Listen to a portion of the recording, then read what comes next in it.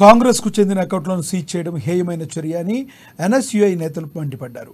అకౌంట్లను ఫ్రీజ్ చేయడం కరెక్ట్ కాదని, గతంలో కాంగ్రెస్ పార్టీ ఇలాగే వ్యవహరించి ఉంటే ఇప్పుడు బీజేపీ అధికారంలో ఉండేది కాదని అన్నారు. దాదాపు 130 కోట్లు సీజ్ చేసి ఐటీ పేరుతో ఇబ్బంది పెట్టాలని చూస్తున్నారని ఆరోపించారు. వెంటనే కేంద్రం అకౌంట్లపై ఫ్రీజ్ ఎత్తివేయాలని, లేని పక్షంలో ప్రజలే బీజేపీకి బుద్ధి చెప్తారని తెలిపారు.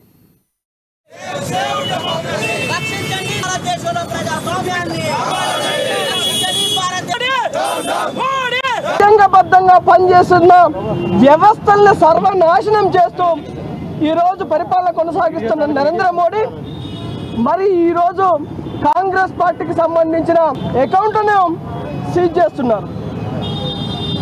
కాంగ్రెస్ పార్టీకి సంబంధించిన, యూత్ కాంగ్రెస్ కి సంబంధించిన, ఎన్ఎస్యుకి సంబంధించిన సామాన్య కార్యకర్తలు 100 రూపాయలు మొదలుకొని 1000, 2000, 3000 ఇస్తూ కాంగ్రెస్ పార్టీ ఈ దేశానికి అవసరం అని చెప్పేసి అనేక మంది పేద ప్రజలు కాంగ్రెస్ పార్టీ ప్రేమతోటి చందాలు ఇస్తుంటే ఆ చందాలు ఇచ్చిన అకౌంట్లని, మా బ్యాంక్ అకౌంట్లని ఎన్నికలకి సరిగ్గా ముందల సీజ్ చేస్తూ, స్తంభింపజేస్తూ ఐటీ యాక్ట్ పేరుతో 135 కోట్ల రూపాయలు కాంగ్రెస్ పార్టీ డబ్బును దోచుకున్న కేంద్ర ప్రభుత్వం రాజ్యాంగబద్ధంగా